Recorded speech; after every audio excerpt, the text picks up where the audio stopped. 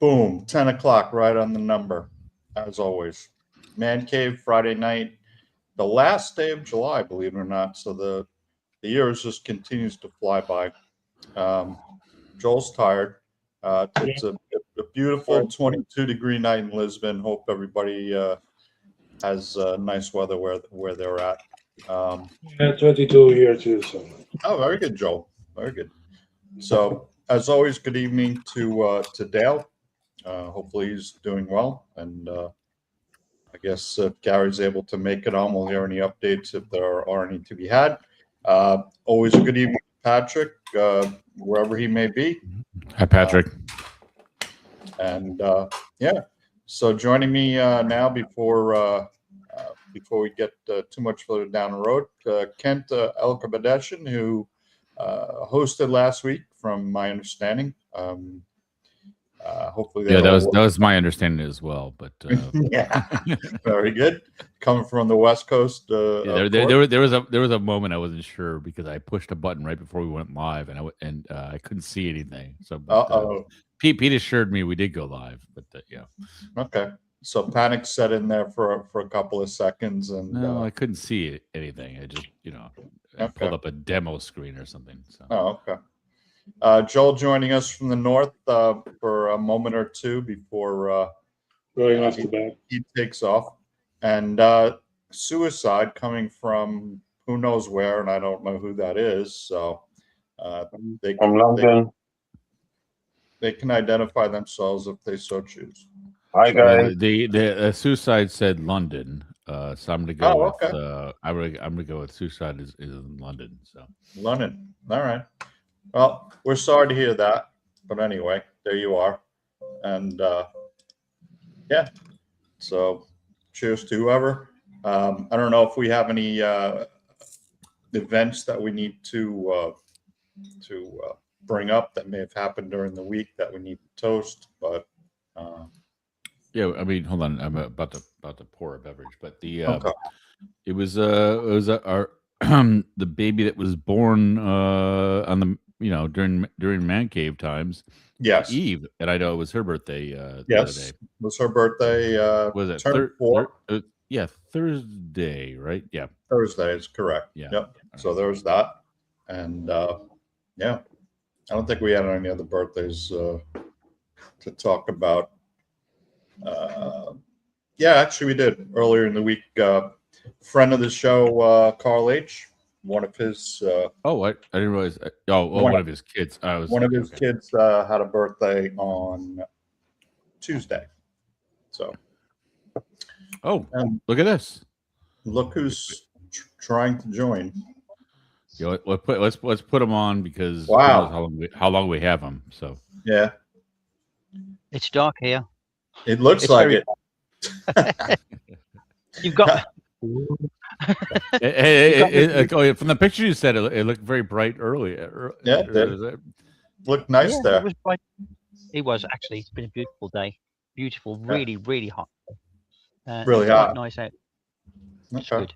Where are you, Gary? In middle of absolutely nowhere. I'm kind of south of the Setable Peninsula, sort of halfway between the Algarve. Are you on your way? Are you on your way back up from the Algarve, or are you on your way back up from Setable? I'm actually back up, coming up from the Algarve. Oh, where did you go? In the Algarve? Where did I go? Down by what you call it, Albufeira. Oh, cool. That's did you stop by and steal some towels from someone? Well, I tried when somebody got there. That's my first stop. Just stock up. Yeah. There you go. So anyway, Gary joining us from we'll call it Stubble. We'll just call it that. Sort of. Somewhere in around here. In the dark. Hopefully the moon dark. comes out so we get a little bit more light there. No. I don't think so. Garvo, but are you on the coast, like along the water area, or literally kind of right in the middle of I call them the flatlands because they're so fucking boring to drive through. But it's kind of I'm about 2 hours away from where we're going to have the barbecue, and probably about an hour away from Settleball. So that puts me, I don't know, it's near a big somewhere. I don't know what it's called. But you're south of the whole Comporta like fiasco that Yeah. Kind of seems like it. So yeah. Okay. Joel, do you have anything you want to report? How was your week? Anything like that before you head out, or? No, I'm just tired. I'm sorry, guys. I'm tired. I'm going off bed. So There you go. Okay, Okay, but it sounds like before we went live, you were making arrangements to make it to the Man Cave Yeah, barbecue. Which I we will- remind everyone who's out there. You're invited. Contact one of us. We'll hook you up. Yeah. Go ahead. Yeah, I will see if I manage tomorrow afternoon or Sunday to talk to Lee, because he is the one that says everything is taken care of. So Just I send will a note. Just Well, send a note. everything is taken care of. Any of us can help you out as well. So. Yeah. Yeah, I'm just I have to still see train schedule and everything else for Fine. that day, and I will do that tomorrow at lunchtime. Before I go to train station in Campania to purchase the tickets and everything else. Okay. Okay. So Yeah, sweet dream. It'll be taken care of. Just let us know what we need to know to take care of it. So. Yeah, I'll talk next week probably if I feel a little bit better, because now I'm really knackered. Okay. Have a great weekend, Joe. Bon fin semana. Bump Right, it. Well, Bon it's Fils fine. Semana. Yeah, let us know when you need something. Okay. Yeah. Ciao. Sure. Okay. So he's gone. Yeah, I'm not sure. Oh, rumor has it that I looked how we were 8 minutes in. We already lost someone. Good. So right. Yeah. His lordship may make an appearance around 10:30 or so. So we'll see. You never know. So Yeah, I don't know if he factored in doing dishes afterwards. no, yeah. probably not. So I'll call him Chris. But Chris, what's the idea behind your moniker this week? It's a serious one this week. No matter, literally, you know what they say, the people who normally are the happiest, the show, the star of the party, are the ones which are normally the ones that are really hurting inside. Yeah, for example, you could use Robin Williams as an example. So yesterday morning, got to work at 8:26. Or no, 8:20. 8:23, someone jumped off of the 10th floor. Wow. Yeah, literally. And you sit there and you think, what would make someone do that? And it's funny where in the neighborhood where I work, and I call it a neighborhood because literally, if you can imagine buildings which are double the size of Cole's front garden, that's how far that they are away from each other in London, because everything's so closely packed. In the last 3.5 years, there's been now 3 suicides. From the same building? Well, one off of my building, which was yesterday. Oh, okay. And there was 2 off of the Tate. One last year, one the year before, and also there was the Tate had a viewing platform for Tate Modern, and a man or a young man, so teenager, grabbed a child and chucked him off the observation deck of the Tate, and luckily he survived, but he was in a coma for a long time. It makes you wonder what makes people do those sort of things. Okay, and it makes you and I was talking to a colleague today, and he was telling me that there's one person was out drinking a few years ago with their team, got to the station, jumped in front of the train. Another person jumped off the building as well. So yeah, it's kind of stressful, really. Life, Yeah. and I'd like to say that, you know, for example, we're containers. Our bodies are containers, and every day you get to live. One person in your container gets to live a day in the life of your container. So the person that it gets that stage of being suicidal is not the person that wasn't suicidal yesterday. You know, it's because it's just those things that just make people snap. Really, really, really. What was really, I suppose, that got me was that life just went on. You know, the building didn't close. Right. They cordoned off a part of the building, and it didn't make it a big thing. So even people on my floor today didn't even know it happened. Strange, very strange. Yeah, there's a lot of stressful stuff going on out there. So, you know, I guess the public service announcement is, if you think you need help, go get help, because there's a lot of people that are not. And Yeah. you know, there's been some disturbing stories, even reading the United States newspapers the last week or so, where parents are killing their kids, then they're killing themselves, and it's just craziness. So Because it's you read it in sort of like isolation, you don't really realize or put two and two together to think how often this is happening.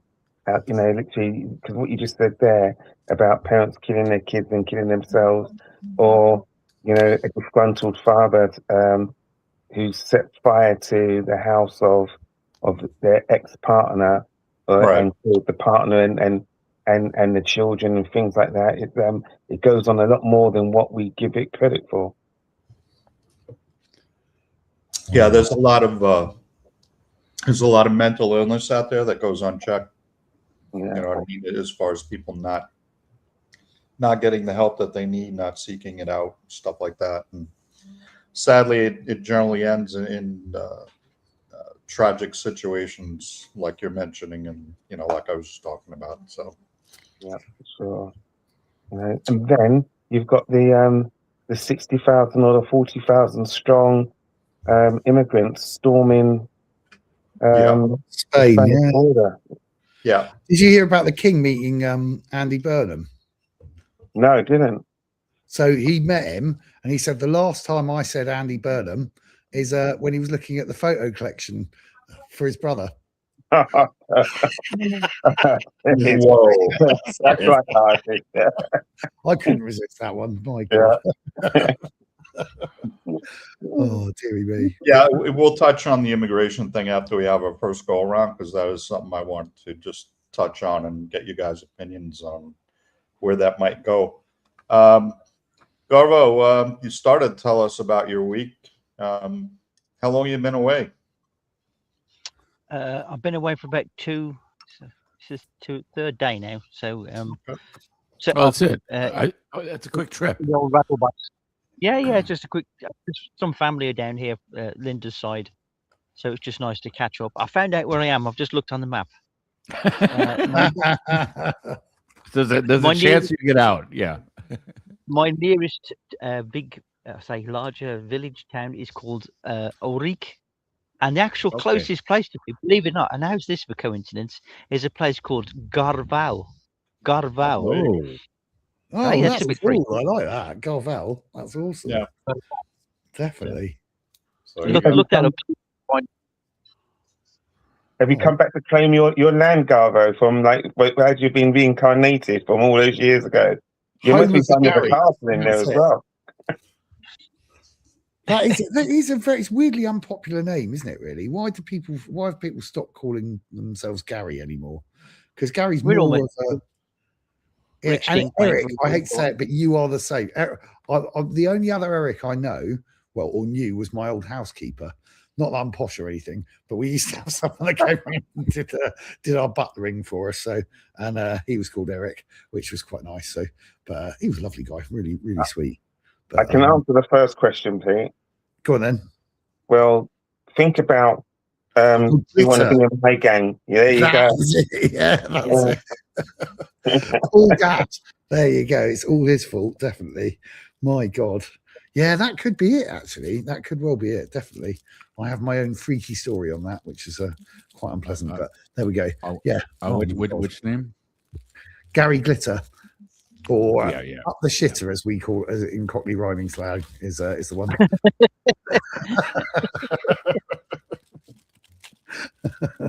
Yeah, I mean that's what I assumed. Yeah, that could well be it. It's your rock and roll part 1 and 2. Yeah, There you go. So Kent, how's your week been? good. It'd be not fair to say saw Lee, so actually saw him twice.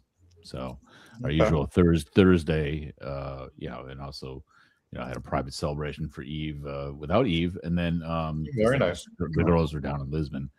And then I met his daughter on Sunday. Very good. He was out my way ish doing some work, and so I got dropped off there and hung out with them for the afternoon. There you go. I saw him twice. Yeah, good. Yeah, the picture that was. When I say daughter, his older daughter. Like I didn't see Eve. So yeah, the picture that was floating about in one of the threads this week looked like maybe you were being held hostage. So I guess there was a moment. Yeah, I did smell like grass for the rest of the afternoon. No, I had the young photographer that I'm working with and trying to train before she moves to New York, which I could use her freelance there. But I'm trying to train her how it is I work, and she's learning some tips of the trade and stuff like that. She was over, and then she was going to go hide out at the bakery while I met with Lee. And I'm like, Lee, do you want to go to the bakery? And so he drove down in the van, but the van is a 2-seater, if that. Sometimes that's also compromised.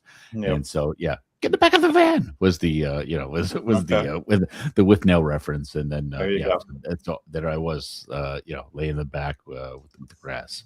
Yep.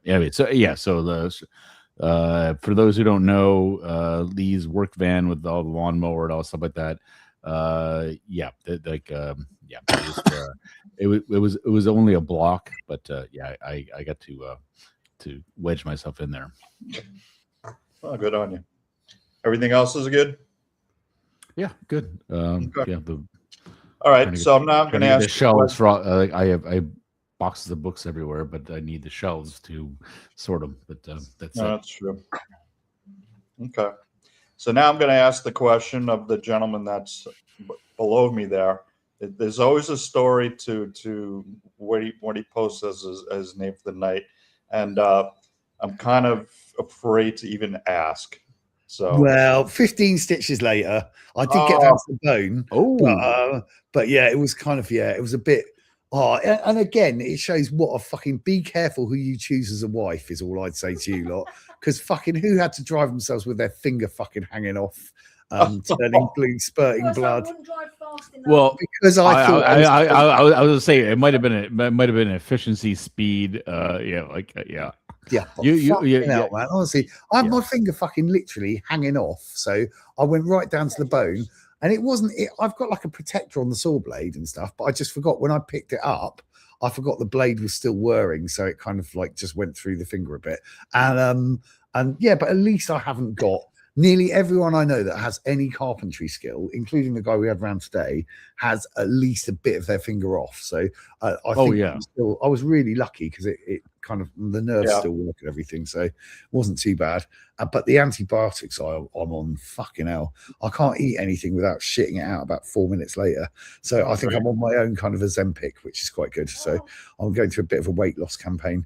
But yeah, it was interesting. What was really lovely though, I think I was in a bit of a rush. I think I partly did it because I'd asked one of my mates to take some wood over for me. So I've got about half a ton of wood that I was at a friend's place, and I was going to go off and help him out. And he came around yesterday, 3 mates. I offered to give them all, I was going to give them €60 each because it's about an hour and a half work that they did, like loading it on, loading it off and everything. and they wouldn't take a penny. So the only thing they want off me is beers at the Festa later on in the week. So fucking That's easy, right? Well, it's just lovely. It's the community. Is you've been Eric and Garvo and Kent and, and obviously Chris. You know what it's like, but I just still think we're incredibly lucky. They're so lovely. The people are so nice. It's nice also that the community works together. I do have a follow-up question about how far is the place to get sewn up. I don't know if you have a clinic or not a hospital, or I don't know where you have to go. Hospital's probably the best place to go, and they were really good, man. They were excellent. Like, but how long? And I assume that you're at top speed, but how long? How far away is that? Because that's the fear about being in the middle of nowhere. Like, Garvo, I don't want to fear. I look up on a map where you're at, and like, you are in the middle of nowhere. So be careful. But honestly, Ken, the weird thing is, time-wise, I don't think it's much different. So when I was living 4 miles away from a big hospital, it took me about the same time to get there as it does where I've got to do 45 kilometers to a hospital. So it doesn't make that difference. Also, I'm sure they would see you because when I had my head injury, for all I know, they still think I'm waiting because it basically I was there until I decided no one's coming. So yeah, well, I didn't get top tag. Di, because of the heart condition, gets like a red. It's like Garvo as well. I'm sure when he takes Linda in, she gets like a red tag, which means you pass go. See the doctor straight away, see the surgeon straight away. I got yellow. Did you at least throw dye with you, and you just smear a little blood on her? No, I knew she'd be more hassle to bring than just doing it on my own, so I went on my own, and I was in and out within 2 hours, which I thought was really good. That's really good. They got everything. Yeah, that's good. Yeah. Pete, I've got 2 questions. Yeah. First question: when you said we used to live away from a big hospital, was that Dartmouth Hospital, Dartmouth Valley?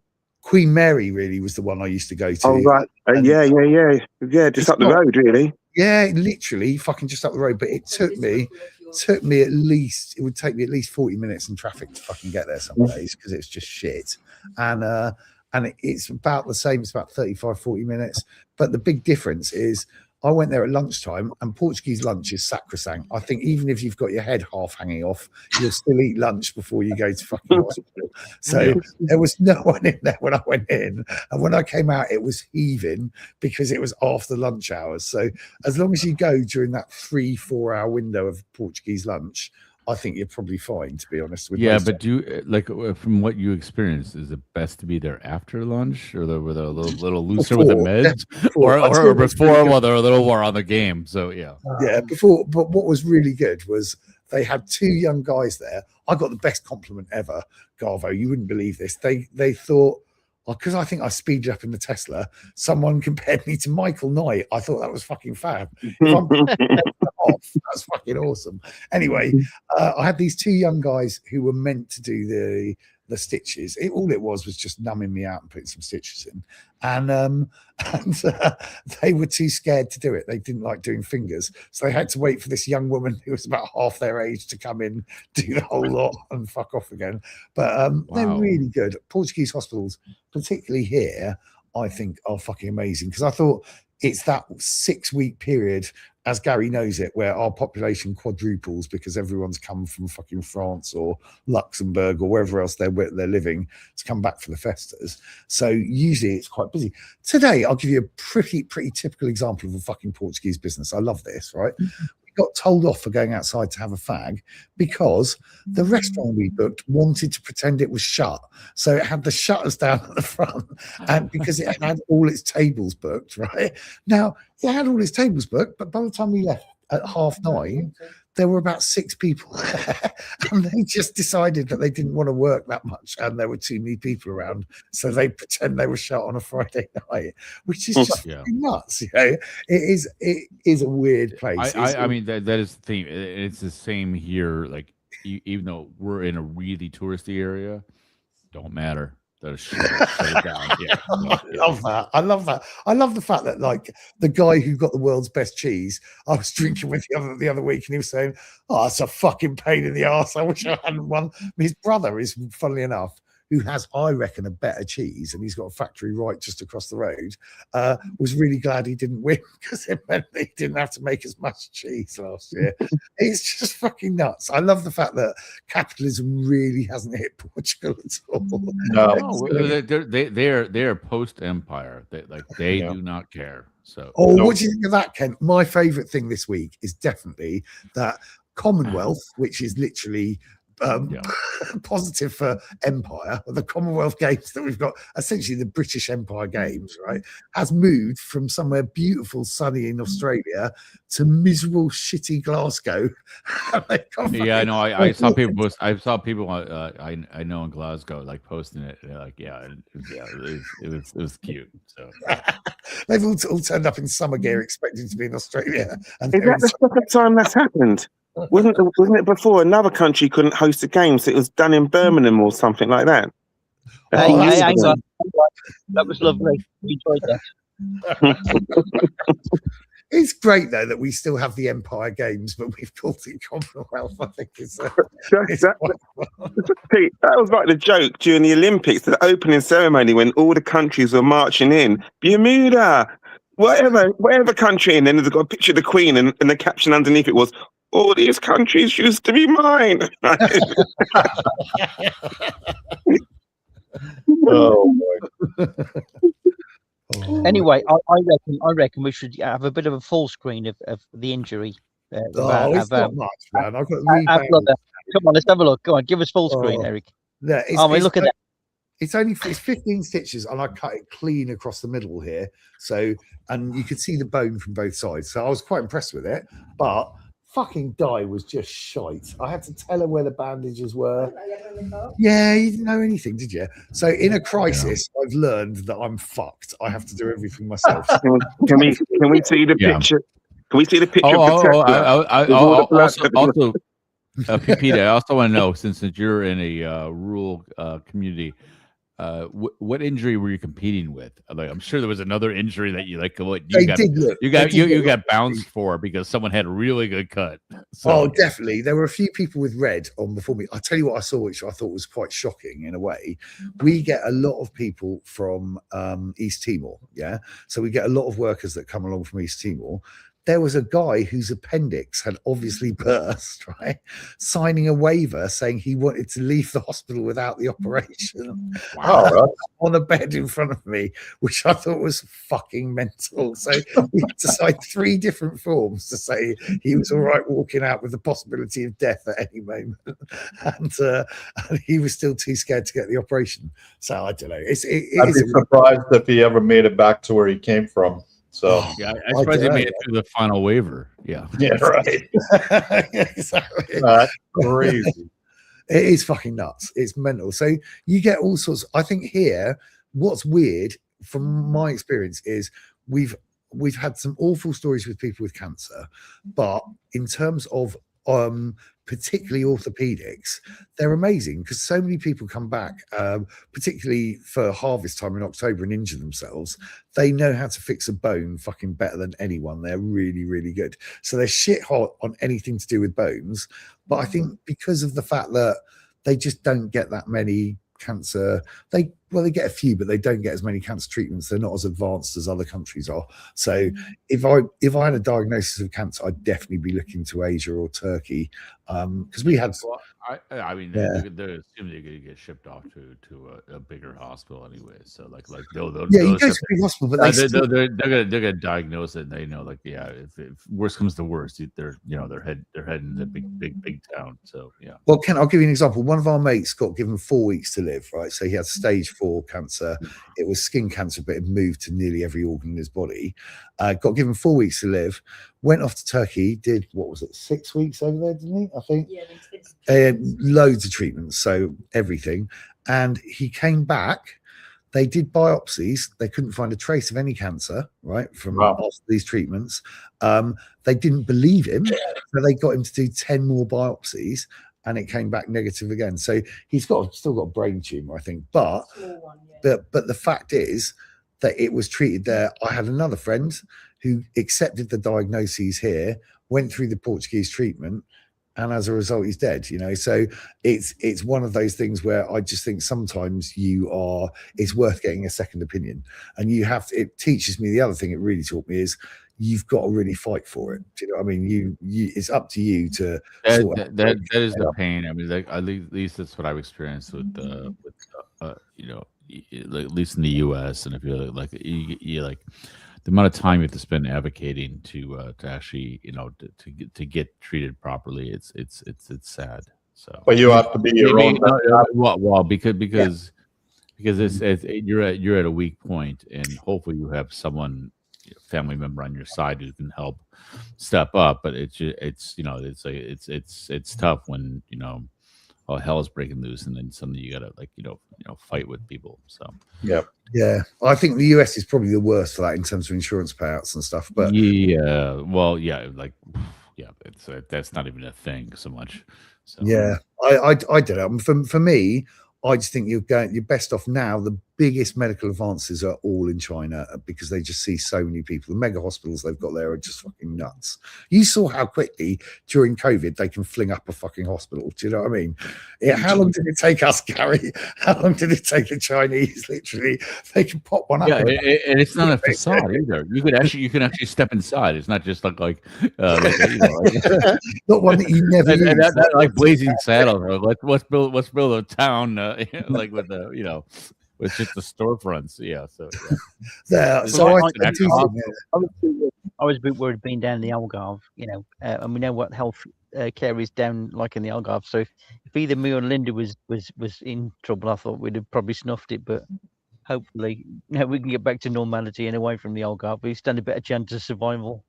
I think you're a lot better off there. Honestly, I really do. I think with the hospitals, in terms of the experiences we've had in Coimbra, in Cavilla, in some of the major hospitals here, have been awesome. Honestly, I can't fault them. They've been absolutely excellent. And Di's had 2 operations. I've had 2 operations this year.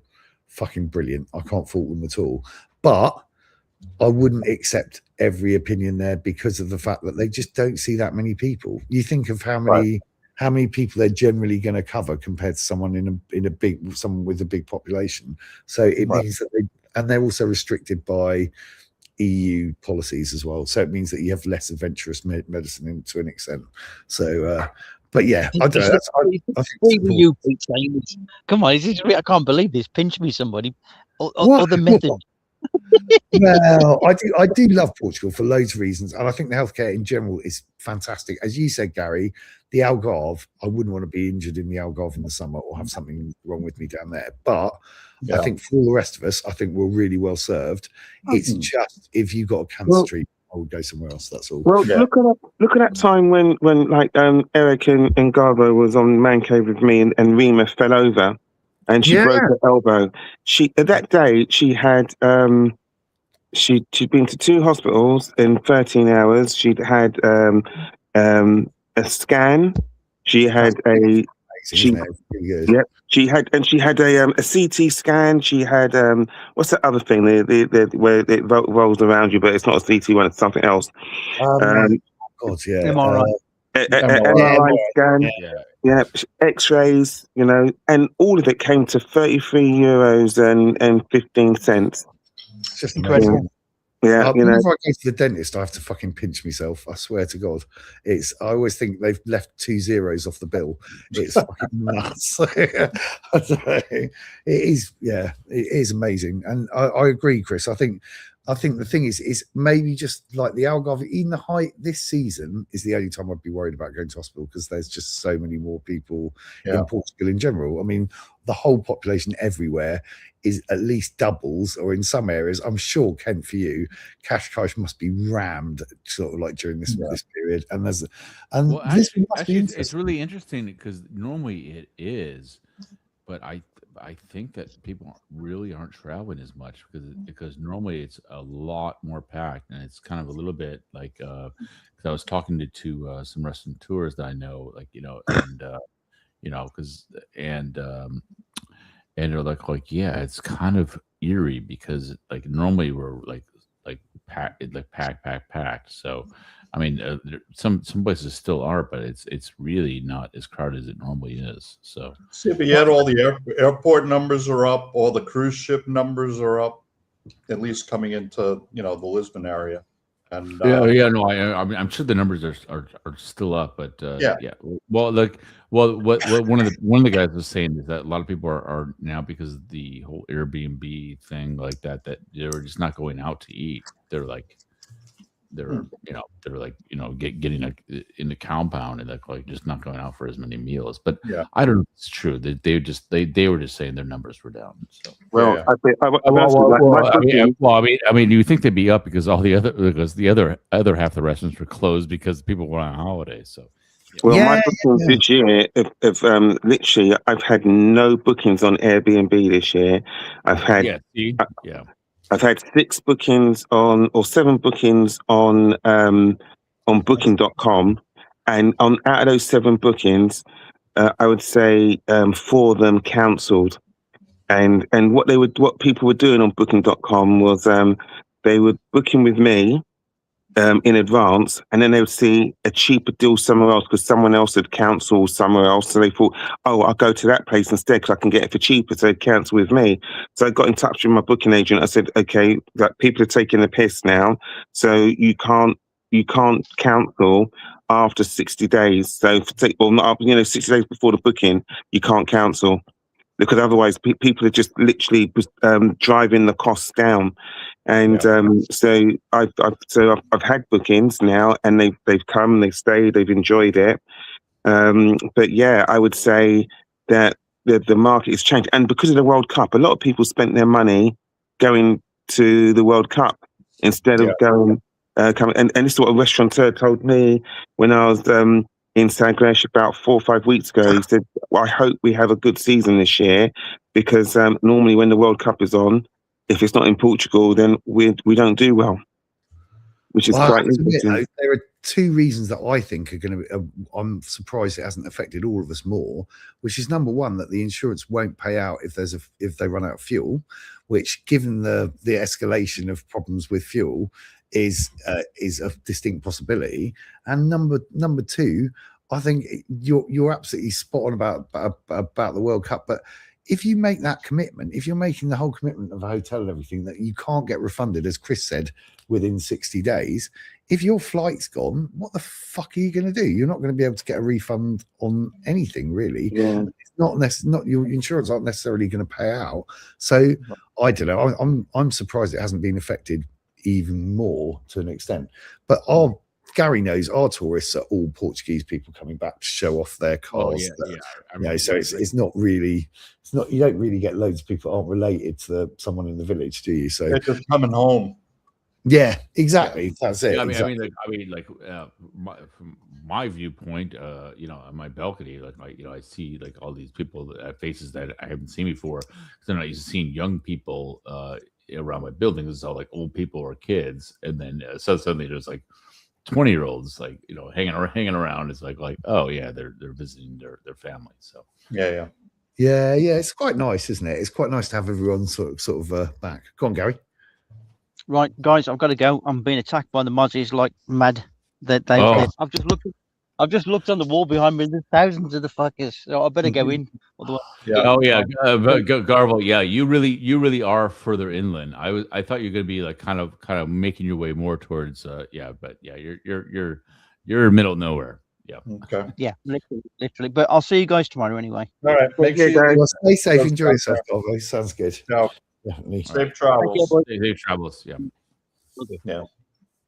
So anyway, my week was pretty busy just because there's just so much seemingly going on between this party, that barbecue, another party, another this, that, and August is going to be jam-packed too. But did you make it to the Eve birthday dinner? Did you? I was, and I even went out after with somebody else.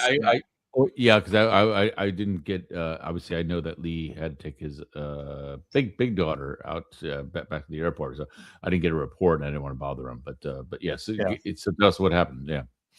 Yeah, I assume that they made it back to where they came from without incident, because I haven't heard any different. But Yeah, we had some dinner last night, and then as we were leaving, one of the other guys who actually wasn't with the group, but somebody that I know, he was like, "Hey, why don't you come with me and we'll go have a drink and this and that." Is this one of the neighborhood guys? Yeah. So Yeah. So my wife and I ended up going, and I don't know, by the time I got home, I don't even know what time it was. It was late. So it takes a lot longer to recover now as you grow older. But those sort of spontaneous things are lovely, though, aren't they, Eric? It's Yeah. quite nice sometimes just to have something. Yep. Oh, yeah. Well, it's also nice to go out like where you're gonna go someplace you wouldn't normally go. Oh, yeah. So, yeah. No, that sounds good. So it was good. And yeah, so July's over, August is coming, and who knows what's open, what's going to be closed, but there's definitely, as Pete alluded to earlier, there's a lot of festivals that are going to be going on all around. So August will be a busy month for sure. So yeah, just one of the topics I wanted to hit was the thing between Morocco and Spain now, and what you guys think are going to be the repercussions of that within the rest of the EU. Because I've read that Italy is already temporarily suspending their Schengen agreement with Spain. So with Spain, what you guys think about that? It's a really interesting one because first of all, I know that there was a flood today of people crossing over, but I don't know any of the details. I haven't followed up with the details. Yeah, it's like 60,000. I don't know enough about the Schengen agreement to can you suspend it? I don't know if it's that's even something you can do. It's a population, Eric, of 40,000, and they reckon between 25 and 40 crossed over the last 2 days. But what's interesting, I think, is that Spain was actually calling for immigrants because, particularly in areas like where me and Gary live, to be honest, we wouldn't function without immigration. Yeah, we wouldn't be able to collect the crops. We wouldn't be able to do quite a lot of the things that we have to do. And the Spanish were actively calling for younger immigrants, right? Which is relatively controversial, obviously. Italy has got a really right-wing government, or they have got a left-wing government who want to appeal to right-wingers. So they want to propose a policy that looks strong and kind of anti-Schengen. But it's not a situation that principality can cope with. It's weird that you've got an enclave of Spain in the place that it is in Morocco, essentially. Right. And it would be a bit like all of Cuba invading Guantanamo Bay, the kind of first to become American citizens. Yeah, I mean that's essentially it. Yeah, it's like there's like with Spain has this little chunk, in their country. So yeah.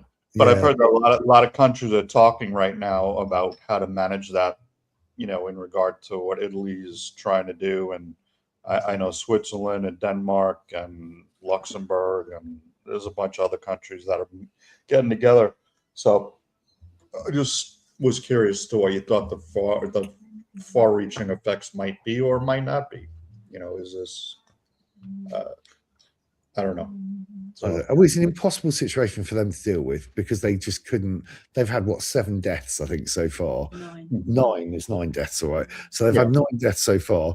And if you think about those numbers that are coming through, if it's higher than your population or equal to, how the fuck are you going to deal with that many people coming through? I don't know. So it's an odd situation, but weirdly enough, Portugal's in that strange situation where, we've got all these young people coming back from abroad, but we haven't got enough people staying or enough people being born, and we're not alone. The whole of Europe's going to suffer massively in terms of trying to attract young people, because if you look particularly at Russia, the Ukraine, think of how many people have died and how few people are having children, just because there's less people to be there and have children, but also there's less motivation. China's got an aging population with a very low birth rate, and indeed Russia stopped publishing figures for the last 2 years because the birth rate is so low and because so many young people have died. And it's what I found really weird. And if they did publish it, we wouldn't trust it anyway. So, we wouldn't trust it, but we know it's bad. The fact they're not publishing it means it's really, really bad. But going to Cambodia, where the population was predominantly young, felt completely unlike anywhere I've ever been recently, and it is a really weird thing. I think we've got a big crisis coming up just in terms of how many people are going to be working, paying taxes, doing our services, doing all sorts of things that AI might function well, but it probably, realistically, we're going to need animatronics and robotics, which aren't as advanced as we necessarily thought they were. I mean, certainly in terms of war they are, but in terms of, you saw that terrible Russian robot, and we haven't seen much of Tesla's robots or a lot of the technology. There's some amazing stuff, but it's not as good. Have you not seen a man in a robot suit dance or someone sorting screws? Like, they did that one that they said could load dishwashers and stuff, and there was a guy behind controlling every movement for the robot. There's a lot that we're promised that isn't as developed as possibly it should be. I love, Chris, have you seen what's it called, Annie? Oh man, there's a brilliant TV series, really good. That Anna about a robot healthcare assistant is really good. But I think that's what we're all going to be facing. I think we could all be looked after by grumpy old shits. That would be quite good, actually, definitely. But there you go. Okay.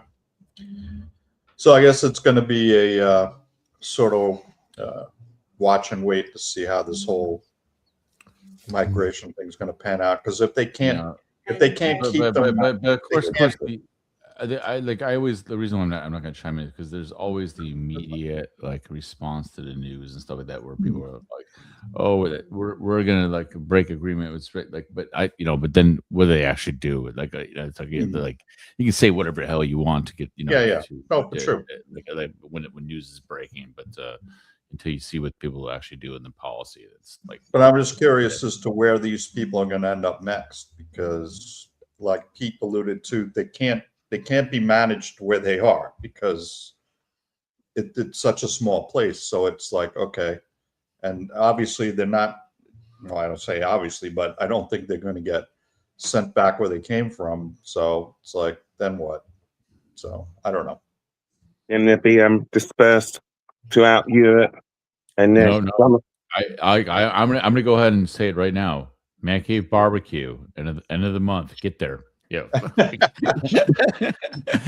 we'll party with you people. Yeah. Well, Moroccan themed Man Cave this year. So yeah. Kent has just said that, and now there's going to be another wave coming across them. Right, come bring it. Yeah. So yeah. The weird thing is, Chris, I think we could probably do with them. You know what I mean? It's a weird situation where actually people. Carl needs roof work done. Like there's things that be done around that house. So we don't need 49,000 people doing it, but we'll take at least half of that. Yeah. Everyone grab a tile. Yeah.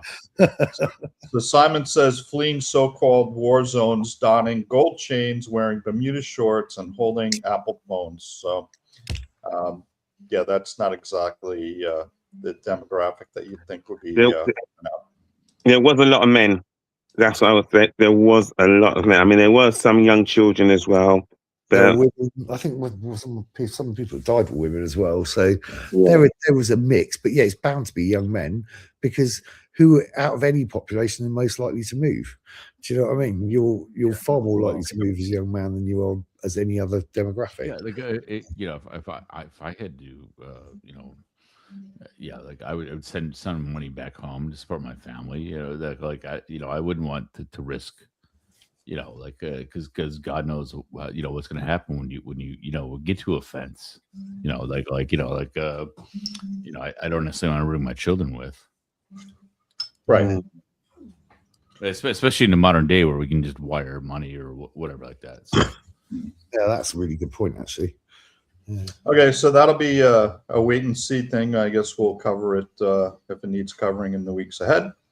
So with that said, anybody have a topic of interest that? You've got to do FIFA, Eric. You've got to do Infantini now. Everyone's gone against them, and hope for it, and they're boycotting the next World Cup, which is in Portugal, Morocco, Portugal, Spain, and Morocco. Argentina. Yeah.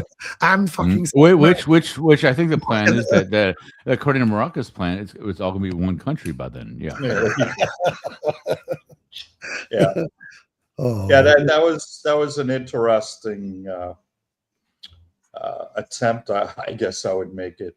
How he ever thought that would be possible to be a thing? Who the hell would agree to that? It didn't make any sense. Well, because they've got the thing is they get away with so much. Yeah, but the biggest for so long, like every 4 years, people are like, we're gonna boycott this year. Like the U.S., like we're not gonna go. We're gonna boycott it. And then they don't do it. So they think like, oh, we'll push it a little bit further. I'll be a little bit richer this time. So Well, I truly think UEFA wouldn't show up if it did happen. So I think they're unified enough that they would just say screw that. And 3 out of the 4 3 out of the 4 teams in the semi-finals were UEFA. So that's a big draw. And on top of that, I just think what they've already got. Is it not like what does the World Cup organization provide? Like it's not like you can't like create one in the next 4 years. But the hydration breaks, basically ad breaks, is something again that I think was really pushing it. And it's not something Europeans tend to accept. I think we go down that slippery slope of just everything being adverts. Do you know what I mean? We don't want to be in the same situation, I hate to say it, as you are with basketball, with American football, with hockey. That's why, truth be told, Pete, during the matches, I watched on British television. I did not watch on US television because British television did not cut away for all kinds of commercials and stuff. They did. Well, no. Like I mean, I watched mostly here. Like we didn't get any of the commercials, but I got a cigarette and that was good. But the I appreciate it. Because, I only smoke outside. But all right, we're gonna welcome Andrew, and then very shortly I'm going to go have that cigarette we just talked about.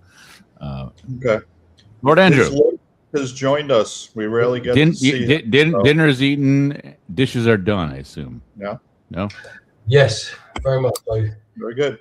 So you're back in the home base, I see. Yeah, back in town, which is that's a very unusual occurrence.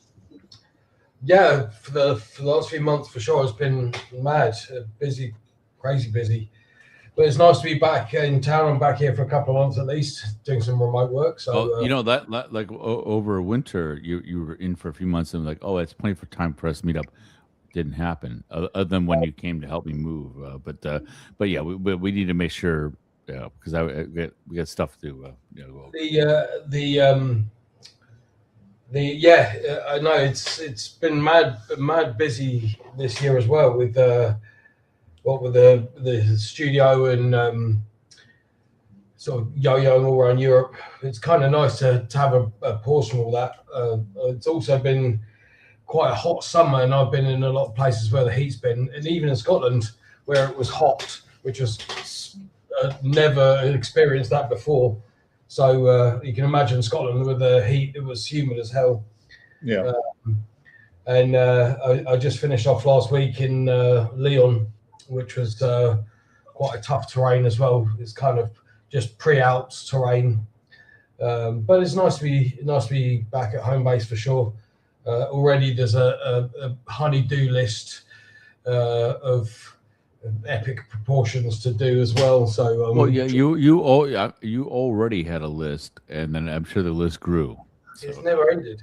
The list is just morphed into a different amount of things to deal with. So, but it's nice. I would like to congratulate Spain to winners of the World Cup.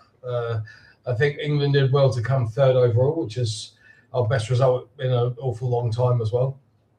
Okay. Although so prizes, they get 40,000 Moroccans. Big pardon? They get 40,000 Moroccans. Well, that's another story. Which we already covered. You were late for that. So yeah, the thing is, what was the point of the refreshment break halfway through the halves? Is that for showing? Like, we're kind of almost on that topic. is that for showing? We were leaving it, but you can jump back in. You're closer on that one. Yeah. All that is meds and pickup trucks. Was that all that is a moneymaker, Andrew? That's all that is. Right. I've seen. Bear in mind, I've seen American football, obviously with yourselves, and what it seems to be is like every 15 minutes there's like adverts for erectile dysfunction and pickup trucks. And like in American football is more. It's more that there's a lot more commercial breaks than that. So it's almost wall to wall. So on non-American TV. So maybe there was less. I mean, by the way, this is controversial, but I would take a hydration break as long as I'm still a smoker. Over like having all the uniforms or whatever, jerseys or whatever, like, or sweaters, whatever they call like they're basically being corporate advertisement. Like that drives me nuts. I was expecting like cheerleader style football tournament things to happen in the States. Well, I mean, also, obviously, I assume that the memes I saw were all true. That the Brits were indeed having tea, and that the Argentinians were doing cooking steak on a spit. But Harry Kane played fucking golf with Trump, didn't he? Right, and and like I don't know, I still find it, and he claimed to have liked it, even though I guess if you play football, you're used to cheating. So so like it was no big deal when he started when he improved his lie a bit. So the end of the World Cup final was just horrific. To have Argentina behave like that you've got loads of young kids watching football, right? And the whole point of football, cricket, lots of sports is sportsmanship, is what you're meant to be trying to show as an example to young people. And what kind of example did that set? Do you know what I mean? Argentina had been favoured the entire tournament, and with very dubious decisions, had been able to get away with foul play the whole time. And then at the end of the fucking final, to attack the other players, it's just fucking. I was reading today that there's been some charges of assault levied by FIFA, but there's been no talk about what penalties that actually means. So. Well, if it's Infantino, it would be a franchise with something or other. Whatever. It's not going to be. It's not going to be a penalty at all. Is it? We know that red cards mean nothing, and it's a tournament where I do think, as a sport, football's reached a kind of new low. I think it's quite nice that cricket has maintained. Yeah, but I thought of having a Qatar or Qatar or whatever how you want to say it, like that was pretty bad. Yeah, like I thought that was as low as it could go. But at least we got the Vagina Stadium. But then we should have a picture of that quickly while I think of it. We'll all enjoy that. So yeah. It's all about the money. We'll always have that. Yeah. Yeah, but that's think how many of slave laborers with their passport taken away died making that thing, but it was freaking worth it. So. I've just maybe if we do get all the Moroccans over to Carl's to do the roof, maybe they could do something like that. So maybe it's interesting. I love it. I just googled Vagina Stadium. It knew exactly what I wanted. Yeah. I tweaked the algorithm. It is. No, go ahead. All right, pull it up, Andrew. You like old time's sake. You got the buttons. Yeah, you go for it. I've got to find out what the new share icon is. Here we go. I will step away. Well, here we go. Look, let me. There we go. Just there you go. There's the Vagina Stadium. Oh, I think. No. Pull it up slow, Andrew. Now zoom in real slow and then out real slow. What like? It's even got a clit. Is there an overhead view? Because that's. Let me find out. There's lots of shots of it. To be fair. Yeah. Yeah. Well, I mean, it is literally stadium porn. So I think it literally has its own OnlyFans account. There we go. So it's inspired by Flap Snap, is it? It's what incredible. Yeah, that's what another thing. incredible That's a hydration break I could get involved in. Drinking But from after all the money that they put into those things, right? Some of them aren't even in use anymore, right? Isn't that what I heard? I mean, we look at It's just the sad legacy of the Olympics, isn't it? It's like all that money just sits dormant and deteriorates after the event. So there you go. Exactly. I mean, Andrew, that's spread eagle. That's a spread eagle. But then we'll do the You can see the if it's tape. empty or if it's full of West Ham fans, right, it's still the same. It's fucked, right? So I totally agree with you in terms of just like the Olympics and like the stadiums here. I love it. Have you guys ever been to the? I like the fact it has a brace over it. It's trying to pretend it has a hymen. But anyways, go on. It's just, I kind of love the legacy of complete. I like ghost towns and places that are all a bit fucked and gone, and I love empty stadiums, especially if you can still go and see. You're saying you want to see that thing with a bush. There's one in Brazil that is yeah. I think it's just completely. It looks like Chernobyl. It's basically completely overgrown and fucked. But there's whole load legacies of it. I suppose in a weird way. Yeah, I mean it helps that the basically Brazil's a jungle. Like you don't have to you don't have to wait for like a nuclear event. Everything grows a lot quicker. You're right. But yeah, it is kind of sad. But I think football. I think it's really good they've boycotted FIFA, and hopefully they'll just do away with the whole institution and UEFA will run it. So that I think would be a lot better, because the worst thing is, the reason why anyone would go for it, Eric, is that they offered them a $30 million. I read about that. That's the reason. So, and they'd already planned all of it out. And for a smaller country, say you're fucking Curacao, or you're all right, take Cape Verde, like 60 million. They're like, I'm in.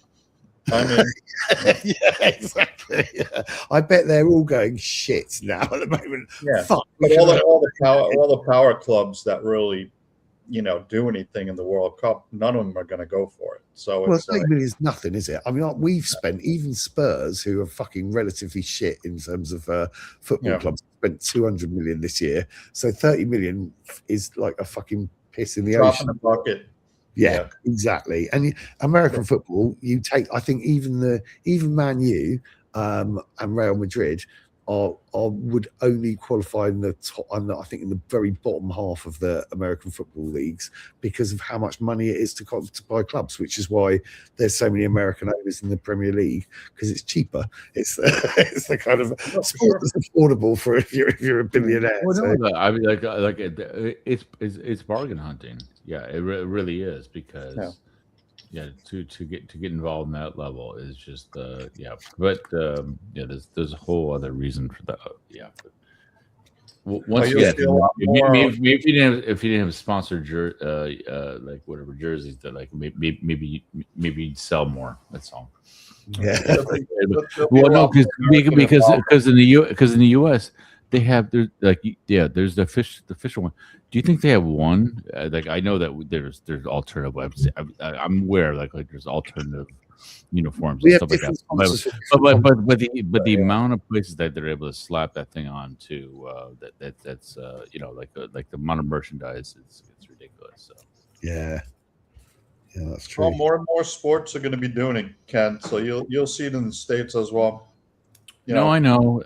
We've already seen the creep of like the Nike logos and all that kind of stuff like that. You let one on, then another one comes on this arm, then another one comes over here, and then you got some on the helmet. Eric, I used to know a guy who was a cameraman for Sky Sports, right? And he covered virtually every fucking sport, you name it. So he did American football, baseball, basketball, everything. Guess which sport he said was the best to attend by a million miles? Cricket, because that's all you ever talk about. Yeah, I love cricket, but no, not cricket. I would say ice hockey. Wouldn't be considered a sport. Any of us compete at a high level in it within about a year. I reckon any of us could have a chance of nearly winning it. And he said it's by far the best thing to attend anywhere in the world. You get to dress up, you drink shitloads, you get absolutely shit faced when you're watching it. You used to be able to smoke, fucking gutting you. Curling. I wasn't curling. Because I know people get shit faced doing that. Are the best fun to go going to watch the darts at fucking whatever Frimley Green or wherever it is.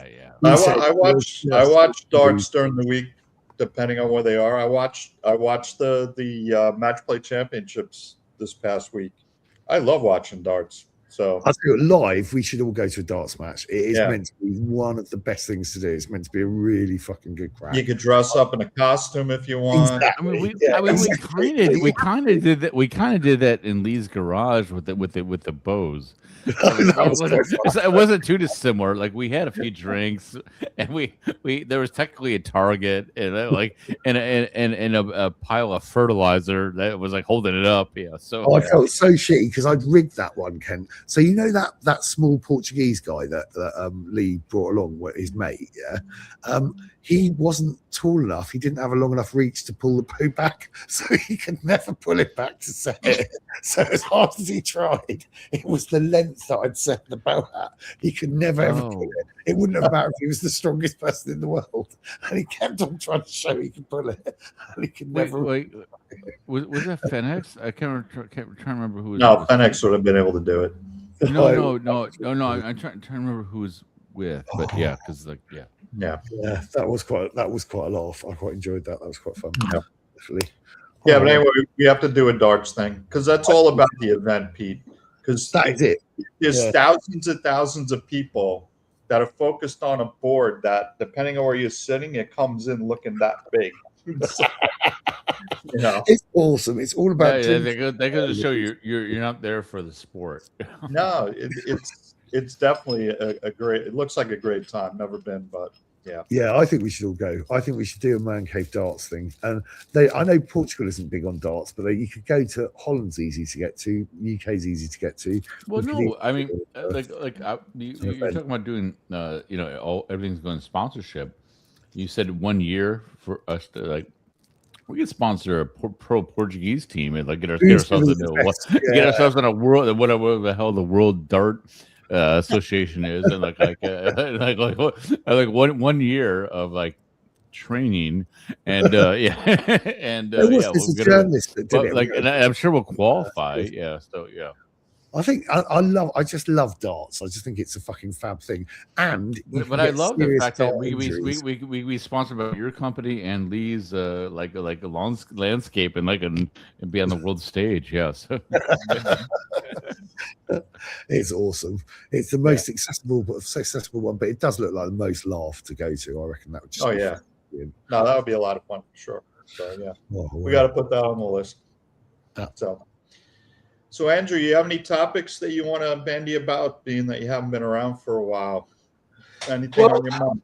I feel like a little bit out of the loop because again, my kind of lost. Oh, it's not fair. I was just about to go have a cigarette. So talk about darts for another 5 minutes. My last 4 or 5 months have been kind of nose to the grindstone. I guess stuff has happened around in Portugal and what have you. Certainly, we've had in the UK. I understand there's been a new prime minister has walked into the job without any sort of process, really, apart from winning a by-election, and then suddenly ends up in the top spot. A guy who wants to put a number 10 in the north of England, which it seems kind of pointless, because it's like having another Washington DC, I don't know, and say California. It's like you already have. See, what's the point of a second one? It's the point of central government is at least it's central, right? So I don't know what this new idiot's up to. I suspect he's another Labour idiot like Starmer. But I'm sure Chris can chime in on that. I don't know much about Burnham. It's just like what Pete said at the beginning of the show.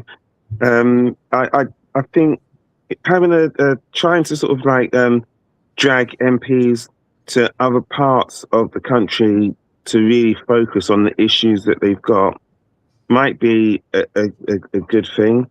As I know right now is this country's flipping burning, and the Conservatives are a waste of space.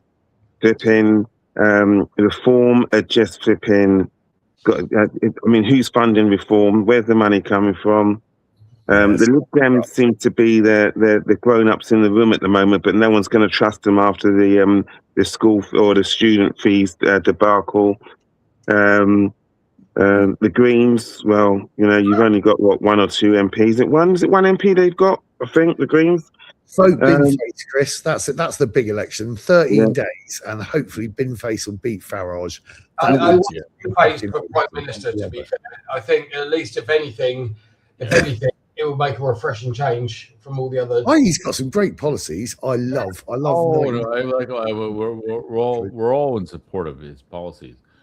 One thing I'd never asked is does he have a party affiliation, or is he just part of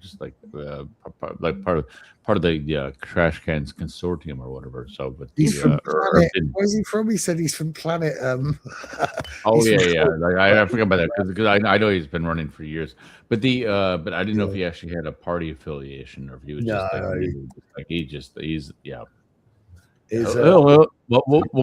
put one together. It's all that matters. So I think it's time, because if anything, alone it's just the marketing of the guy's genius. Let me share this image. I mean, come on, you want to shake up politics?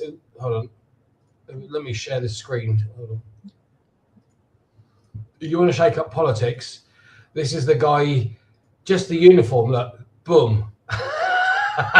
Sigma 9 is where he's from, he says. So he's an intergalactic space warrior. At least he's going to change the style and fashion of the modern face of politics.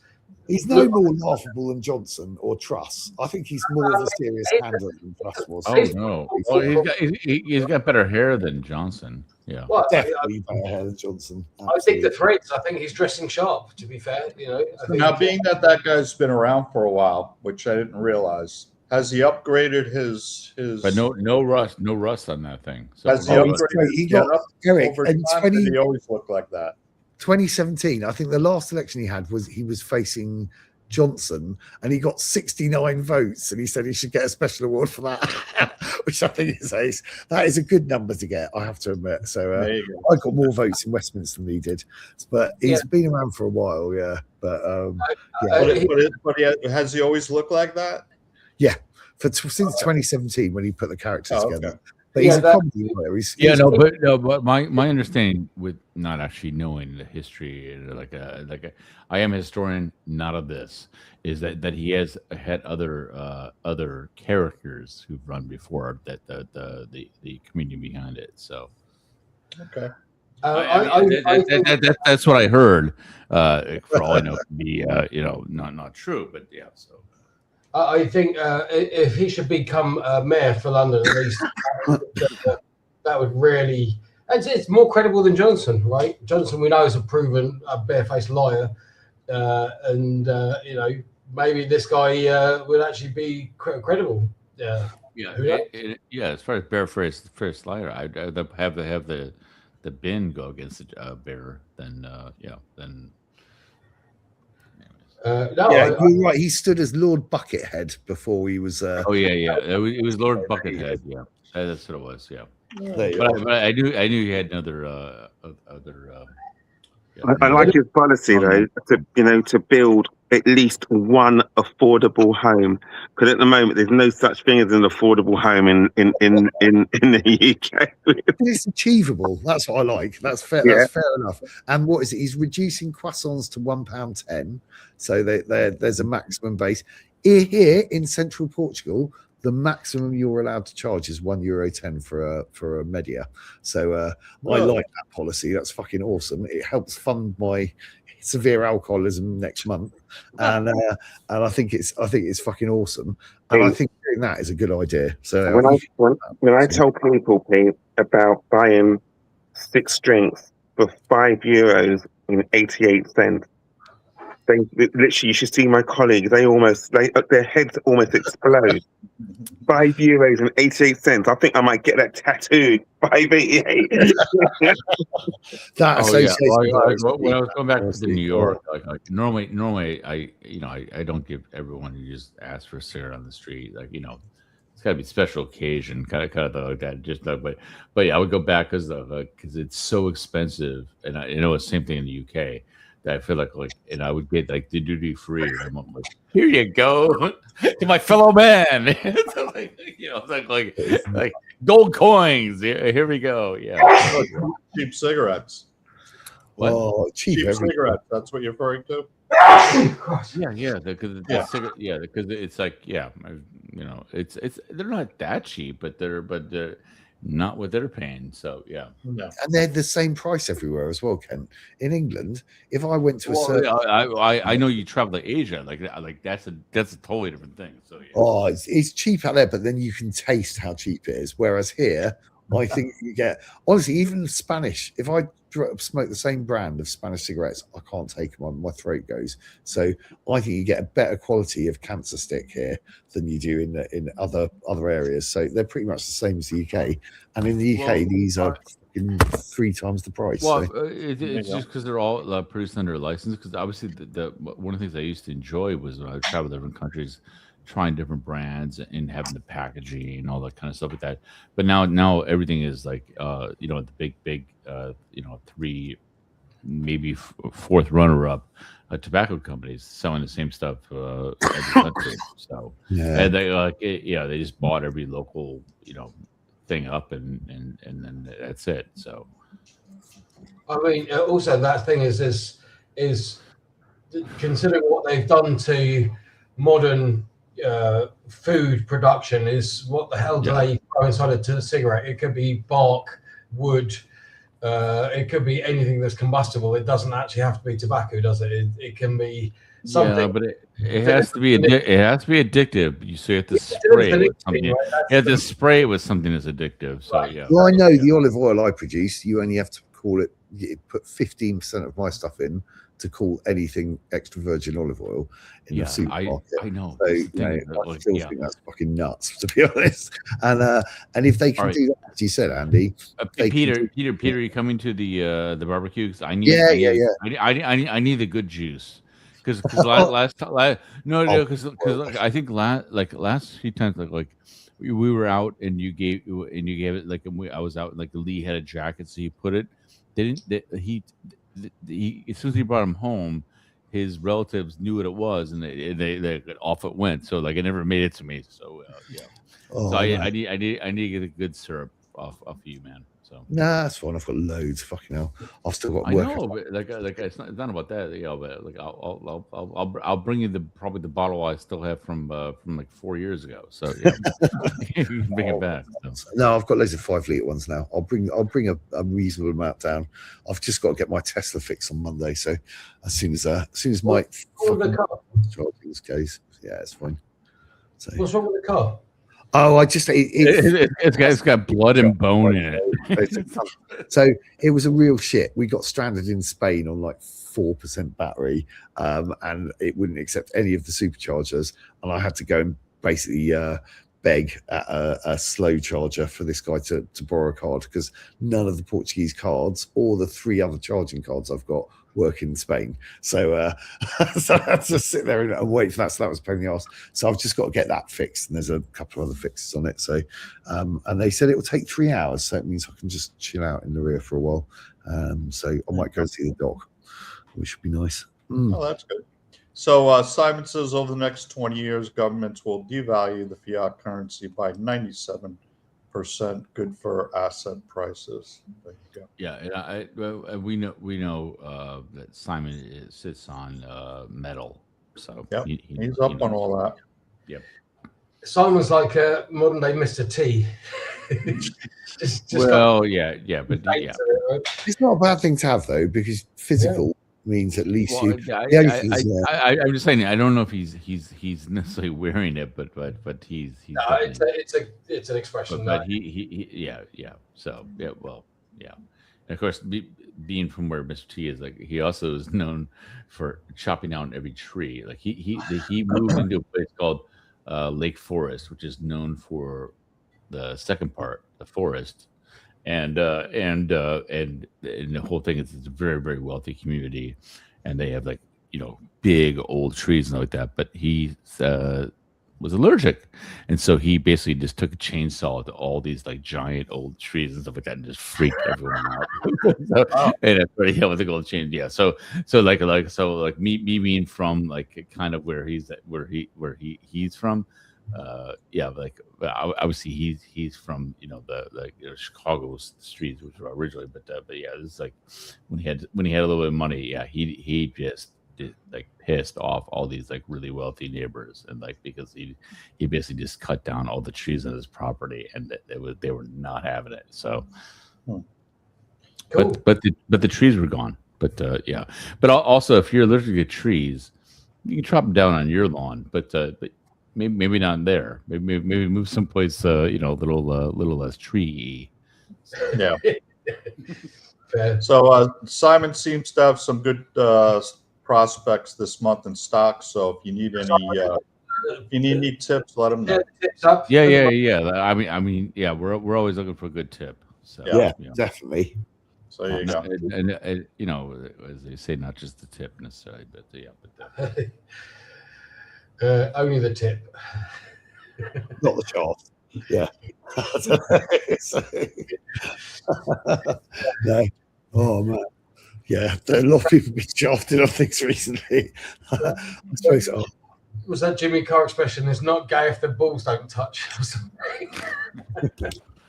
Oh yeah, but by the way, he's coming to Portugal. Like, is he? Yeah. He's got it's one of the things where they announce a show that 11 months before it actually happens, but he's coming some like maybe in the spring or something like that. So I would never buy a ticket that far off because same way we talked about like hotels, fuel, stuff like that. Like I'm I don't know. He's really good to watch. I don't know where I'm going to be in 11 months, but yeah. What?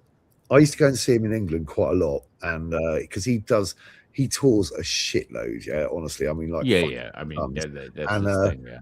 Yeah, and so it's really easy to go and see him. It's not bad. It's not too difficult to book a ticket. So I used to go fucking in Dartford and all sorts of places and see him fairly often. And he is brilliant in terms of if you look, all of you will have to. I mean, the big deal is that like, and I have some well-known comedian friends in the United States, not like a Jimmy Carr level, but like. Nobody comes to Portugal. You could freaking clean out because my wife and all the hens of the moms group went to go see some really shit comedian just because like it was in English and it was in Lisbon and they're like and because like they're just starved for anyone saying some women's thing on stage and like it was just it was. Oh yeah, here we go. Look, wait, March. Okay, look at this. You're on it. I look like. Oh, Square's on it. Like, no, it's our Lord Andrew himself. So, where's he playing, Andy? Where is it? It is the Coliseo dos Yeah. I surprisingly I know it very well because I've been there May 1st and like a week and a half ago. Where is that? Well, it's right by you. That's where I went. Remember, I went to see that photo show. Yeah, Camino there. But then that's where Bell and Sebastian played. It's right. it's like a circus type venue, but it's like an old wooden thing like that. It's really cool. It's like a old place, but it's basically it's across from the Rosario station, but like the Avenue de Libertad over one. So just like one street over on that little side jaunt like that. But yeah, it's really cool. So it's kind of in and around. So you don't want to like you're better off with general seating because if you're like in any of the like box seats, you're like you're not anywhere near it. So you basically just like but some like the photo concert I went to, they actually had seating on the floor. obviously the Bell and Sebastian was just all loose, where you just like just like Yeah. crush 13-year-olds until you get to where you want to go. But yeah, so which, by the way, there were 13-year-olds at Bell and Sebastian. It freaked me out. Like, it was mostly middle-aged people, but then there was a couple like young people. But anyway, I was there like a week ago, last Tuesday. Right. But it's near you. But anyways, nobody comes here. So that's the biggest deal, is the fact that he's actually coming to Portugal.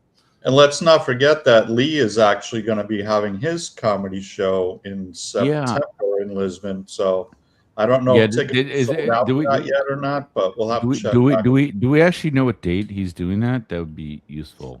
Because I want to put some ads up. No, because I want to get a billboard there. Okay, you want in on that? September 5th. It's the 5th.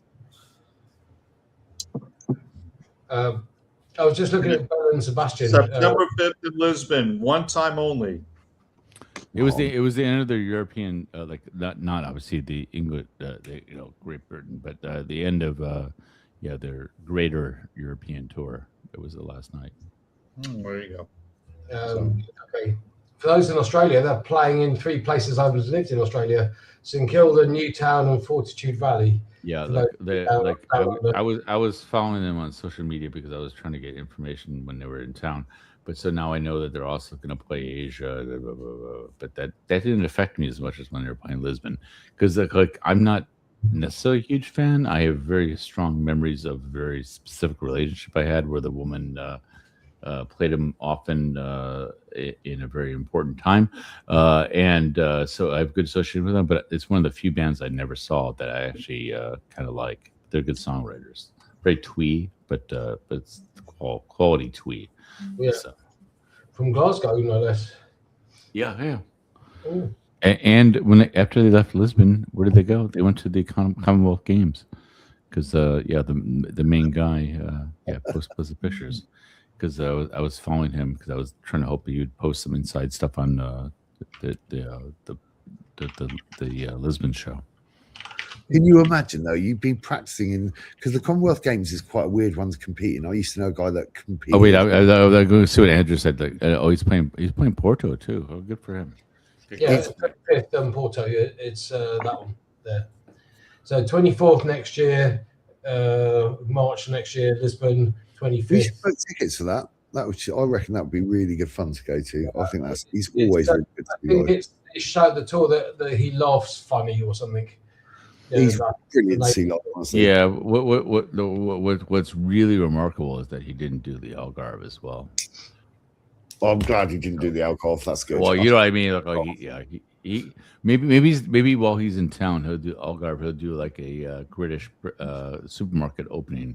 He's gonna do March in the Algarve is a ghost town, so that's very true. I don't know, Chris, you're the expert though. Well, but if you're a promoter, you can get people who are gonna do like travel. Yeah, they would do. They travel, literally for the theatre. You would get people that travel from all the towns in the Algarve. Say, for example, if you're going to go to the theatre in, for example, in Lagos. I remember literally before we owned a place out here, we used to rent on the golf course every single year without fail, maybe 3 or 4 times a year from the same family. And then I think it was the second time we rented from them, they said, "Oh, we bought you some tickets. We knew you was coming, so we bought you some tickets to see Dick Whittington in the theatre." Awesome. So we all went to see it, and it was lovely. It was fantastic. And in Lagos, the theatre's lovely there. So that would be a nice if you wanted to do a little intimate setting, then that would be a great place to do it. I'd like to go and see him actually. Guys, do you think the because I've actually never been to Algarve because I've never really been that desperate for towels before that I had to go down just to steal them.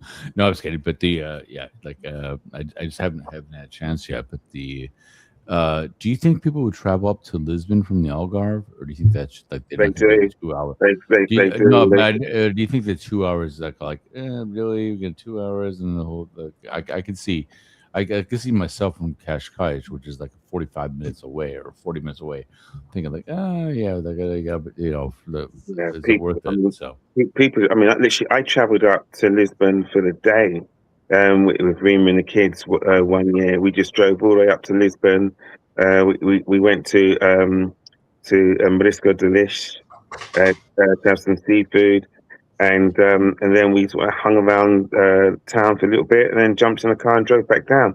I mean, like, for example, when Kylie was over a few years ago, I knew people that went up to see Kylie, and they went up to see Nile Rodgers and go to festivals and things like that. So, yeah, I was just thinking like a night, like cocktail comedy. Anyways, yeah, it's interesting. Anyways, because it's amazing to see the shite bands that people go to see just because like they're familiar, So it's not you think like, say Duran Duran are playing, and I'm umming and ahhing because I can get free tickets, but I'm not sure if I want to go, right? And if you think they were 46 years ago, they were 20, you're paying to watch a bunch of mid 60-year-olds, Think about if you go to watch the Rolling Stones. Yeah, the Stones, and fucking how the fuck is Wood alive, man? I mean, what the fuck's going on there? Well preserved. That's it. Well, you think robot technology is not what it used to be. Like, I'm assuming. I'm assuming that with Stones money, they're getting good tech. They're fucking amazing. Because that is not a static job. Yeah, that's like yeah. Well, just think Ozzy Osbourne lasted a long time with those drugs, but the Stones just seem to be going on fucking ever, honestly. Well, Charlie Watts died, didn't he? Charlie Watts died, I don't know, maybe a while ago now. Yeah. Not even that long ago, though.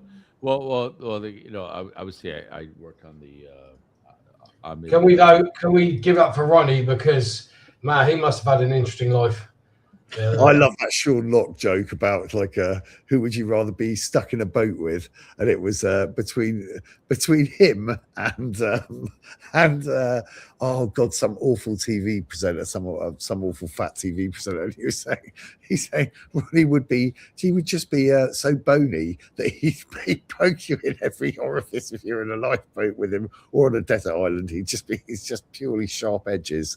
He doesn't look like he should be surviving at this age at all, because he hasn't changed, does he? He looked the same in fucking 1973. So yeah, no, but if you're in a lifeboat and you need to eat, that you could use that as a hook. He's like, I don't know, mate. You wouldn't get much that's a lure. Like, you can get a big fish on that thing. So yeah. I mean, we've got also the other Stone, which is like looking his age, to be fair. Oh, mate, honestly, when he moved to Richmond, and I had to do an interview with him for his daughter to one of the schools that he wanted to send his daughter to, and he was still being chased by teenagers. He was in his mid-60s then. He was still being chased by teenagers up the hill. It was just really funny. You see him like run from shop to shop, followed by a gang of girls. So I don't know. It's a really weird situation. I still think it's kind of odd, but yeah. It was funny. When I was living in Charlotte, North Carolina, Mick Jagger actually showed up at a neighborhood dive bar there in the neighborhood that I lived, and nobody knew that he was there. That's awesome. They showed a picture. They showed a picture in the newspaper the day after. He was standing outside, and somebody had gotten some random picture of him, but nobody knew that Mick Jagger was in that bar. Well, he complained famously for me about the noise that my primary school made in his back garden, right? So his back garden adjoined my primary school, right? And he complained about the noise the kids made. Think how much fucking noise he's made all over the planet with the gigs that he's done, and he still had the fucking cheek to complain about it. That's impressive that his ears can still hear that. But don't you find it interesting that fuckers that live around schools, or maybe it's just a vibration. Maybe it's like, maybe he's like really. He looks like a reptile. Maybe he's just like sensing up the vibration, like he actually can't even hear it. So Oh, that's I desperately need to go have a cigarette. So don't talk about anything interesting. Okay. So like Just Pete, talk about the Rolling Stones. so like my son used to go to Coles, right? And literally, you live near a private school, so for fuck's sake, of course they're going to have coaches turning up all the time to go to rugby matches, cricket matches, football matches, lacrosse matches, and they're going to go, coaches picking them up to take them to the airport to go on their foreign tours and shit. And these fuckers have lived around the school, and the school's been there, long It's a before. really residential area, though, Chris. I mean, it's weird going into the school because you are surrounded by residential houses, and it's the same with that whole area in Southeast London, and that's why my business works, is because of the fact that there aren't that many schools in like the area in Southwest London where I brought up. Schools were put in mainly Victorian buildings, but like big buildings where they were away or had facilities. In that school, Colf's is in the middle of a residential area and has expanded into more of it, and it's all residential streets around it, isn't it? So it is quite a tricky one to get in and out of, because I've done quite a few rugby matches and stuff there, and it was always a fucker to get in and out of. It was I was a right shit when it came to the rugby matches, because literally Josh was in the is in the senior school, and if they're playing rugby matches on like the field between the senior school and the prep school, and they'd be playing at about 4:00 in the afternoon, and come on, Josh. Literally, so all the seniors could just hear my voice, and then some parents said to me, "Why have you got sunglasses on in the winter?" I said, "The transitions, you pop."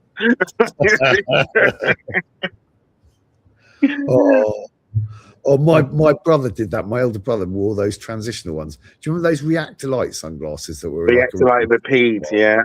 Yeah, well, he wore those for his fucking wedding, and he looks like Ray Charles in all the pictures. So every time the flash went off, he went completely black. And he went blind and everything. It's fucking awesome. It's some of my favourite wedding pictures. That was his first one. Oh, that was good. I like that. Fantastic. I tell you, literally, I remember once when the Apache helicopter landed on the playing fields at Colf's, because it's a military. It's actually because of the CTF. It's because especially the military airfield. So they had the CTF passing out. So you had the Army Air Corps and the RAF, and Josh was in the RAF. So this helicopter lands, and all these mums are all sort of like swooning over the two pilots, literally. And what does this do? And what does that do? So there's Chris with his camera just taking pictures and then taking the piss out of all the mums the next day. And I got the pictures of it really quickly in Boots. And I was showing them to him. Ooh, so does your husband know about this? Does your husband know about this? Oh man. Hey, Andrew.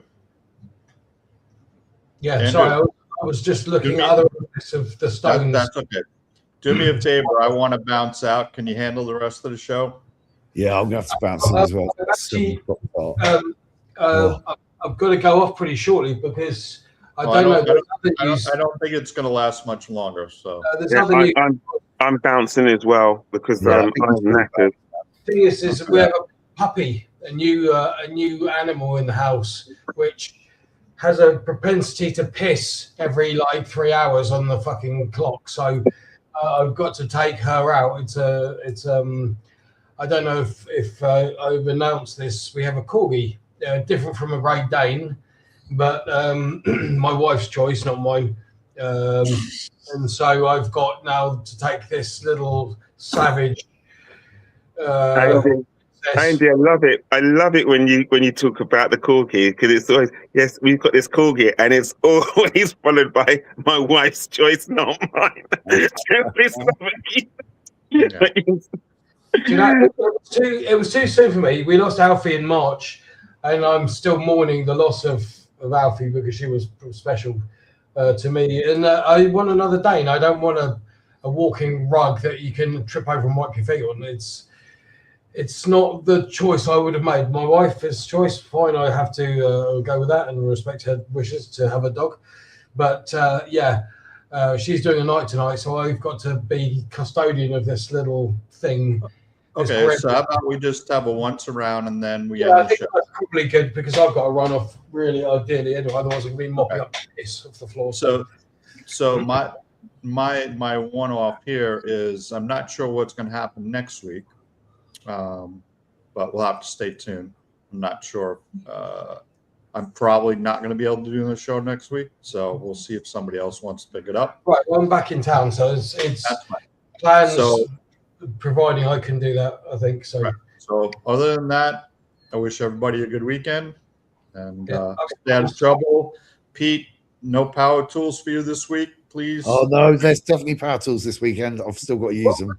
I've got a decent job, so Because I know what jigsaw is, I know what finger phone is, but those two phrases put together. well, there you are. It was bound to happen. I was bound to end up chopping a bit of my finger, but it's fine. They only had a little bit of the stuffing, which I was surprised with, because the thing that irritates me the most is you just breathe in loads of plastic and wood because I'm doing composite cuts and I've got a miter every joint that I do. So it's fun. It's all right. It's not too bad. But I've had to redo. Someone told me they'd done it loads of times before and they clearly hadn't. And I had to redo every bit of work they did. And it was a massive pain in the ass, but it looks brilliant. I'm really pleased with the job I did. And at least I've done it myself. So What did you chop sawing? Was it the decking or something? Or? Composite decking, yeah. So I built a sauna. We just put the bench in today, which is fucking awesome, man. It's fucking fab. So the top bench is about a meter and a half off the floor. So there's a few to go up, but with the sauna, Jamie's coming around to do the rest of the wiring next week, and it's going to look fab. It's going to be really nice for the winter. It's just going to be a big game changer. I mean, we'll get out a lot more. We've got, because it's all glass fronted, we'll be able to see the mountains and stuff in the winter while I'm lying down in the sauna. And then I've got showering built in next to it, so it's like a one that you turn on with your feet, which is a bit weird, and the hot tub, and then we've put steps in up to the pool, so it makes it all kind of like tiny. Oh, is that from the rear bit up to the pool? You put steps. Yeah. So yeah, I just put, which was awesome. I built these steps that I bought on from Temu, fucking brilliant, for like €200, and they fit perfectly, and they're awesome. They're better than anything I would have built otherwise. So that I'm really, really pleased with them. So that was good. They were fucking heavy, but it was that was awesome. And the benches that the guys have put in, I had to get. I've got fucking so much wood out there at the minute, but I had to get a big load delivered, and the benches they put in are just fantastic, really good. So it's like I've got a massive wide bench at the top, a little one going at the bottom, and steps up, and it's just gonna be lovely sitting there watching the view, having a sauna which is going to prolong my life. It's just gonna be really nice. So I'm happy with doing that, especially when it's cold in the winter. When you touch like a fucking tile floor with your bare feet and you freeze to death, it's gonna be fucking fab running into a sauna. And I can control all of it from my phone: the lighting, the fan, the heater, the sauna, the jacuzzi. I can control from my phone. I've even got an app now for the pool, so I can control virtually everything from my phone now. So this would be a routine of like, go get freezing cold, warm up in the sauna, run outside to cool down, plunge in the pool, go back in the sauna. You have a whole little circuit. Well, hot tub. So the hot tub's great. It's like 38 degrees or something. So it's shit now. I'm not using it at all now because it's fucking boiling and the pool's perfect. But it will be really nice for that. And it just means that we will use the outside more, which is good. And it was wasted space. It was something I wasn't using before, and it's quite a good little addition to the house. I think it's really nice. So, but at the moment it's fire season and I've got loads of wood up the front, so I've got to move and get on the board. Can't beat some out of boys down the road. Have a good weekend, Eric. Thanks, guys. Bronx Savannah, guys. Take care. Have a great weekend. Ciao, ciao. I'm going to do the same. Bye. Bye, everyone. Where's Kim gone?